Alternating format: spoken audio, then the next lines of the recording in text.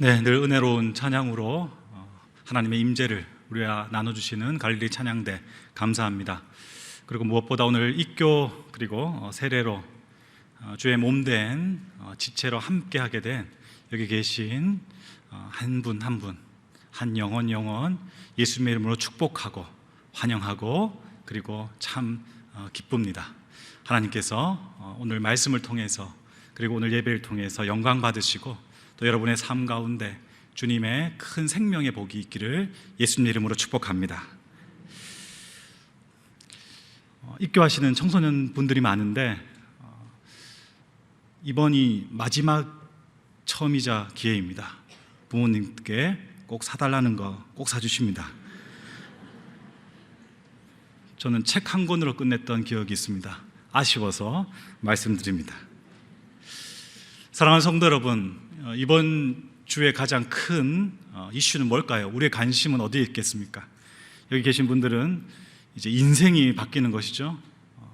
예수 그리스도의 접붙임되는 존재의 변화가 있는 이 세례가 중요할 것입니다. 그런데 우리 일상에서 지금 당장이라도 할 말이 많은 게 뭐냐? 일주일 앞으로 다가온 대선입니다. 일주일 동안 답답한 게 있습니다. 그게 뭡니까? 여론조사가 이제 불가능하죠. 수치를 알 수가 없습니다. 얼마나 지지를 받고 있고 누가 가능성 있는지 알 수가 없는 것이죠. 우리 신앙에 하늘나라 천국 백성들의 여론조사가 가능하다면 얼마나 좋을까요? 강수근 목사는 대략 한 천국 갈 가능성이 75%, 좀 더 해야 될 것 같다. 긴급 속보를 알려드립니다. 천국 들어갈 수 있는 지지율이 60%로 떨어졌답니다. 할렐루야, 뭐 이런 이야기 들리고, 각 사람마다 세례 시작할 때 100점으로 시작해서 차감되는 것 그리고 또 추가되는 것 이렇게 정리가 되면 얼마나 좋겠습니까? 그런데 그렇지 않다는 것이죠. 실제로 우리가 신앙을 알 수 있냐, 그 사람이 신앙이 어떠한지 알 수 있냐 물어보면 딱 두 가지로 나뉩니다. 결혼 준비 교육할 때 넌 크리스찬, 정말 사랑 하나 때문에 영락교회로 온 그런 지체들이 있어요. 같이 교제하고 연애하고 결혼까지 가는데 함께하는 시간, 이 배우자가 될 사람이 정말 신앙이 가진 것 같아요? 신앙이 있는 것 같아요? 예수님을 믿는 것 같아요? 물어보면 농담 섞어서 어떤 분들은 전혀 교회 다니는 사람 같지 않은데요, 이렇게 이야기하는 분도 있습니다. 여러분, 신앙을 알 수 있나요? 여러분들이 저의 신앙의 정도를 알 수 있을까요? 지금 앉아있는 가족들 그리고 오늘 세례받는 분들의 그 마음의 그 믿음의 정도를 알 수 있나요? 성경은 두 가지를 이야기합니다. 그럴 수 없다라고 이야기합니다. 그 이야기가 뭐냐? 우리의 인생을 끝까지 가보지 않고서는 결론 낼 수 없기 때문에, 그리고 한 인생에 대한 최종 결론은 하나님의 몫이기 때문에, 그래서 판단하지 마라, not judge, 결론 내리지 마라, 이렇게 이야기합니다. 그런데 또 성경은 이렇게 이야기합니다. 분별하라, discern이라고 이야기합니다. 식별해라.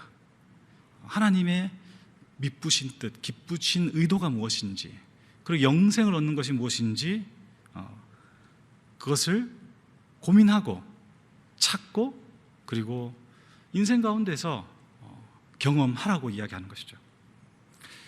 오늘 우리가 읽은 이 요한복음 15장 포도나무 비유는 너무나 유명하고, 그리고 이 포도나무가 가지는 상징성 자체가 이스라엘 백성들이 그들의 문화 속에서 백성을 나타내고, 그리고 그 존재의 풍요로움과 그 하나님의 놀라운 복의 상징으로서 드러나기 때문에 많이 알려져 있습니다. 오늘 말씀에서 여러 가지 해석이 있고 또 적용이 있겠지만은 역시 오늘 요한복음 15장 이 포도나무 비유에서의 핵심 단어는 거하라라는 말입니다. 4절 말씀에 거하라. 이것이 오늘 입교하시고 세례 받으시는 여러분들에게 나누고 싶은 하나님의 미쁘신 뜻입니다. 오늘 설교 제목과 같습니다. 예수 안에서 거하며 살아가는 것, 예수 안에서 생활하는 것, 거기에 관련된 이야기를 하고 있는 것이죠. 자, 거하는 것. 그래, 내가 세례 받았고 입교도 했고 그리고 또 예배에 참여하고 있고 영락교회 성도로 살아가고 있다. 그런데 거하면 되겠구나 라고 넘어갈 수 있는데 문제가 심각한 상황이 펼쳐지기 시작합니다. 그것이 오늘 읽었던 본문 5절과 그리고 그 다음 절 6절인데 우리 같이 한번 읽어보겠습니다. 시작. 나는 포도나무여 너희는 가지라. 그가 내 안에 내가 그 안에 거하면 사람이 열매를 많이 맺나니 나를 떠나서는 너희가 아무것도 할 수 없음이라. 사람이 내 안에 거하지 아니하면 가지처럼 밖에 버려져 마르나니 사람들이 그것을 모아다가 불에 던져 사르느니라. 아멘. 세 가지 개념이 등장합니다. 거하면, 예수 안에서 살아가면 목사라고 그런 것이 아니라 여러분과 제가 열매를 맺는다는 것입니다. 그리고 그 열매를 맺는다는 것과 더불어서 오늘 예수님께서 또 이런 이야기를 하십니다. 이제 입교했고 세례 받았고 그리고 예수님과 동행하는 여러분들은 나를 떠나서는 아무것도 할 수 없다라고 이야기합니다. 아무것도 할 수 없다. 확 와닿게 이야기하면 지금 러시아와 우크라이나 상황 같은 거죠. 현금을 인출할 수도 없고 인터넷 불가능하고 생활 자체가 다 불가능해진다는 것입니다. 아무것도 할 수 없다는 것이죠. 더 나아가서 하나님이 어떤 분으로 등장하시는가? 포도나무를 잘 가꾸시고 아끼시는 모습과 동시에 오늘 본문은 잘라낸다는 것이죠. 열매 맺지 못하고 말라가는 가지는 잘라내서 던질 때 그것이 불살라진다는 것입니다.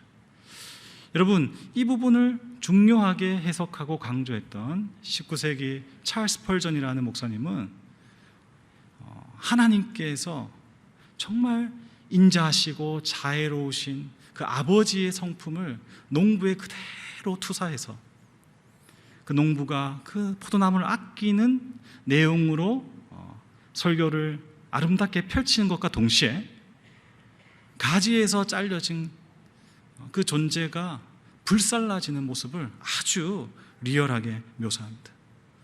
그 대상은 목사도 장로도 권사도 집사도 성도도 그 어느 존재도 줄기에서 그 나무가 접붙임 바 되지 않고 줄기가 말라버리면 불살라진다라고 이야기하고 있는 것입니다. 사랑하는 여러분, 이 말씀을 받을 때에 여러분 어떤 마음이 드십니까? 와, 이제 신앙생활 시작하려고 그러는데 무섭구나, 이 딱 붙어 있어야 되겠구나, 이런 마음 드십니까? 여러분, 전 어떤 결론을 내리는 것이 아니라 여러분에게 이렇게 이야기하고 싶습니다. 가지가 잘려질 때 그때 농부가 가지에게 가장 가까이 다가옵니다. 여러분, 우리의 상태가 가장 심각할 때 하나님은 가장 먼저 그리고 가장 친밀하게 찾아오셔서 우리가 예수 그리스도 안에 붙어서 접붙임 바 되어서 다시 회복되어지고 그리고 다시 삶을 시작하고 다시 인생을 계획하고 그리고 출발하기를 원하시고 그렇게 일하신다는 사실입니다. 사랑하는 여러분, 그렇다면 그렇게 하나님께서 우리에게 가까이 오셔서 만들어 가신다는, 거한다라는 것은 무슨 뜻을 가질까요? 여러분, 오늘 읽었던 본문 뒤쪽에 가시면 10절 말씀입니다. 같이 읽겠습니다. 시작. 내가 아버지의 계명을 지켜 그의 사랑 안에 거하는 것 같이 너희도 내 계명을 지키면 내 사랑 안에 거하리라. 아멘. 사랑하는 성도 여러분, 그리고 이제 신앙을 시작하는 입교 세례받은 거룩한 하나님의 백성, 하나님의 자녀 여러분, 신앙은 내 마음속에 있는 진정성과 그리고 순간의 감정의 북받침으로 만들어 갈 수 없습니다. 순간의 진정성이야 누가 얻겠습니까? 그런데 오늘 예수님께서는 분명히 이야기하십니다. 내 안에 거한다는 것은 내 말을 지키는 것이다. 내 말씀을, 하나님의 말씀을 정말 중요하게, 진지하게 받아들이고 그것을 가지고 살아가는 것이다라고 이야기합니다. 여러분, 신앙은 결론적으로 알 수 없습니다. 그것은 하나님의 몫이기 때문이죠. 하지만 신앙은 분별할 수 있습니다. 그 사람의 선택을 통해서 알 수 있습니다. 어떤 배우자를 선택하는가, 어떤 직업을 가지고 살아가는가, 어떻게 사람을 대하는가, 그 선택을 통해서 알 수 있습니다. 오늘 여러분들은 선택하신 겁니다. 나는 예수 그리스도를 선택하겠습니다. 잘 믿어지지 않는 것처럼 느껴지지만, 그리고 나는 아직 지식이 부족하지만 저는 예수 그리스도를 선택하겠습니다. 그리고 여러분들은 이 자리에 나왔습니다. 행동한 것이죠. 오늘 우리는 예배의 자리에 선택했고 그리고 나왔죠. 여러분, 이것이 하나님의 말씀을 지키는 것입니다. 그러한 자들은 예수 그리스도 안에 거하게 되는 것이죠.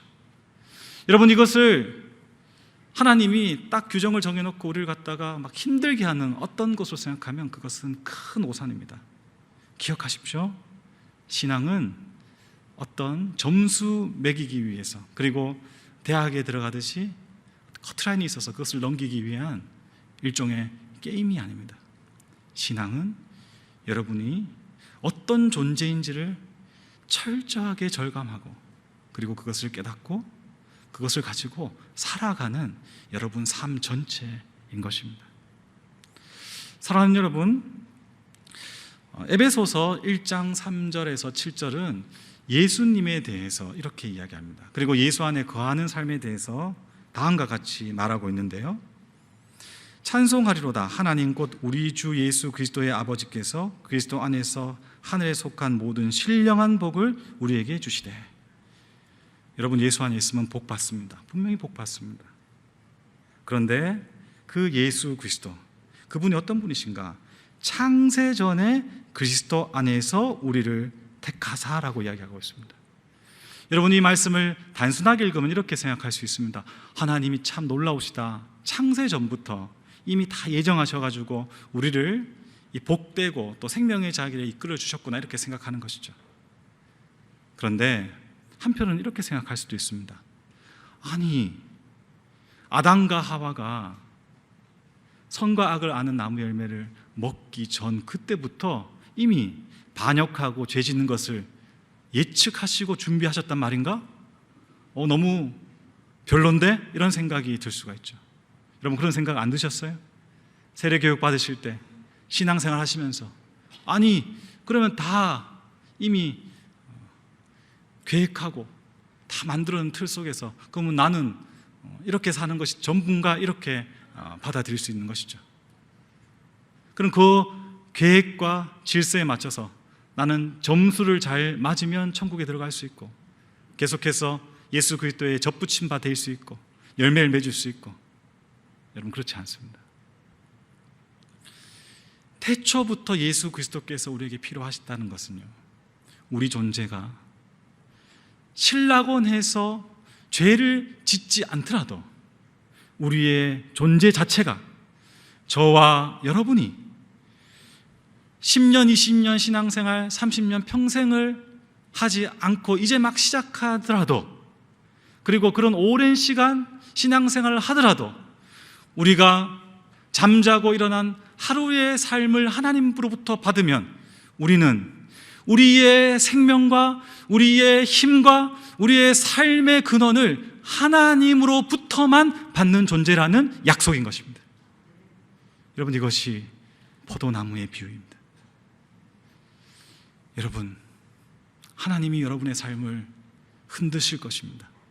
언제요? 안 붙어져 있을 때가 아니라 하나님을, 예수 그리스도를 삶의 자리로 계속해서 초청하면서 그분으로부터 공급받지 않을 때입니다. 여러분, 사실 말씀 한 번 안 본다고, 기도 한 번 안 한다고, 예배 한 번 안 드린다고 당장 내 수입이 끊어지나요? 그리고 삶에 문제가 생기나요? 그렇지 않습니다. 그런데 예수님은 이렇게 이야기하시죠. 아무것도 할 수 없느니라. 그것은 여러분의 삶에서 반드시 이루어가야 될 중요한 가치와, 그리고 여러분 삶에 여러분만이 할 수 있는 나의 고유한 인생을 살아갈 수 없다는 것입니다. 미친 듯이 영어 공부를 해서 시험장에 도착했는데 과목은 수학 시험입니다. 여러분, 그런 인생의 결론을 맞이할 수도 있다라는 예수 그리스도의 엄중한 경고가 오늘 말씀 가운데 있는 것이죠.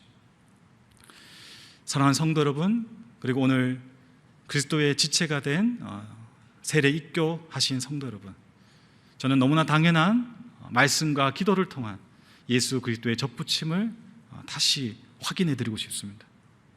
그런데 더 구체적으로 두 가지를 제안합니다. 여러분, 기도하실 때에 그 많은 성경 중에서 시편을 꼭 읽으십시오. 시편을 읽으면서 다른 어떤 것보다 두 가지를 발견하십시오. 하나는 예수님과 동행하면서 살아가는 언어를 시편을 통해서 배우십시오. 그 언어를 배울 때 여러분은 기도라는 신앙생활과 신비의 자리로 나아갈 수 있습니다. 시편을 사모하십시오. 그 안에서 하나님이 어떤 분이신지를 만날 수 있습니다. 두 번째로, 말씀을 가까이 할 때 수많은 귀한 말씀 중에서 사복음서를 읽으십시오. 예수 그리스도와 함께 동행해 보십시오. 그 탄생에서 십자가의 죽음과 부활까지를 제자들과 그 당시 살았던 이스라엘 백성들처럼 그렇게 한번 같이 걸어가 보십시오. 읽고 또 읽고 또 읽어보십시오. 예수님이 하신 말씀을 생각하고 또 생각하고 또 생각해 보십시오. 그럴 때 여러분의 삶이 말씀을 지켜야겠다는 것이 아니라 여러분 존재가 말씀을 지켜가고 그 말씀이 참말이라는 것을 깨닫게 되고, 그 말씀 속에서 기도를 통해서 주님을 만나지 않는 삶의 공허함과 그리고 그 피폐함이 어떤 것인지를 여러분의 과거의 삶을 통해서 분명히 확인할 수 있을 것입니다. 사랑하는 성도 여러분, 하나님은 지금도 살아 역사하고 계십니다. 그분은 세상을 심판하러 독생자를 보내신 것이 아니라 세상을 사랑하셔서 우리 모두를 구원하시고 영원한 생명의 젖줄에 연결되어서 모두가 칭찬받고 하나님의 찬송과 영광이 되는 열매 맺는 삶으로 우리를 초청하신 것입니다. 여러분, 이제 그 시작을 하신 것이고 우리는 그 길을 여전히 걸어가고 있는 것입니다. 남녀노소 그리고 소유의 빈익빈 부익부를 떠나서 우리는 모두 예수 그리스도의 접붙임 바 되어진 가지이며 농부 되신 아버지의 뜻에 따라서 열매 맺어야 될 그런 존재, 하나님을 떠나서는 아무것도 할 수 없는 존재, 그분만을 바라보고 사모해야 되는 존재, 그 약속의 말씀을 붙잡고 승리하시는 모든 거룩한 주님 백성 되시기를 예수님의 이름으로 축복합니다. 기도하겠습니다. 감사합니다. 주님, 친구로 삼아주시고 주의 사랑 안에 거하게 해주시고 자녀 삼아주시고 생명의 놀라운 은총으로 채워주셨습니다. 하나님, 우리 또한 어느 순간 어느 자리에서 이렇게 그리스도 예수를 구주로 영접하고 세례받고 입교하며 하나님 나라 백성이 되었습니다. 주님, 이 말씀처럼 우리의 삶의 자리에서 주님께만 접붙임바 되어서 열매 맺는 존귀한 인생 되게 하여 주시옵소서. 거룩한 성도의 아름다운 열매를 풍성히 맺어 주님께 찬송과 영광을 올려드리는 우리 모든 영락에 권속되도록 은혜의 은혜를 더하여 주시옵소서. 이후에 성찬의 자리에 나아갑니다. 주여, 예수 그리스도의 십자가의 보혈의 피, 그 살의 생명의 떡, 주여 그것을 먹습니다. 주님 안에 거합니다. 그 신비의 역사를 통하여서 오늘 이 예배를 받아주시고 우리를 새롭게 하여 주시옵소서. 주님만 온전히 찬송과 영광을 받기 원하며 우리 주 예수 그리스도의 이름으로 간절히 기도드립니다. 아멘.